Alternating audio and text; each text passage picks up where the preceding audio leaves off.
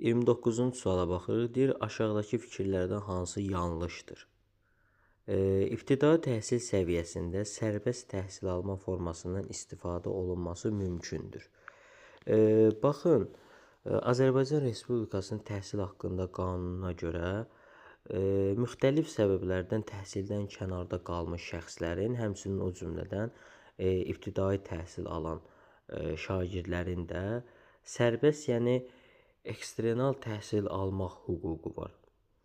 Ona görə də bu variantımız bizim doğrudur. Burada heç bir yanlışlıq yoxdur. B variantına baxırıq. Deyir ki, təhsil alanlar və təhsil verənlər məktəbin daxili nizamnaməsinə əməl etməlidir. Əlbəttə, həm şagirdlər, həm müəllimlər deməli, təhsil müəssisəsinin daxili nizam qaydalarına riayət etməyə borcludurlar. Bu nizamnaməyə, bu qayda-qanuna əməl etməlidir. Bu da doğru fikirdir, yanlış deyil. C variantında deyir ki, ümumi təhsil pilləsinin istənilən səviyyəsində təhsil alan hər bir şagird psixoloji yardım ala bilər. Şagirdlərin ümumiyyətlə pulsuz psixoloji yardım almaq hüququ var. Həmçinin bu, ümumi təhsilin bütün səviyyələrində də keçərlidir. Bu da doğru variantdır. D variantında deyir ki, şagirdlər summativ qiymətləndirmənin nəticələrindən narazı qaldığı halda yenidən qiymətləndirilməni tələb edə bilərlər. Qiymətləndirilməsini tələb edə bilərlər. Bəli, burada da yanlışlıq yoxdur.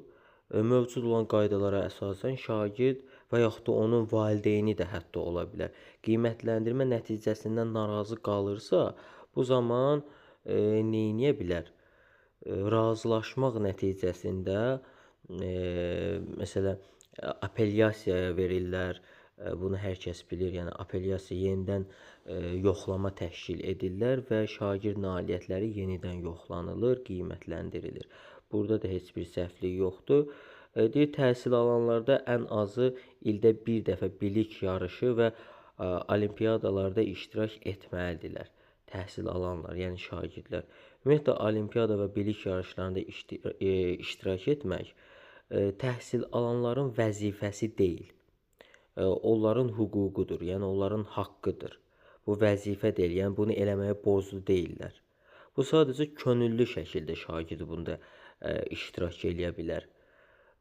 Qanunvericilikdə hər il mütləq şəkildə onların deməli, burada iştirak etmək tələbi yoxdur. Ona görə də yanlış variant Y variantıdır.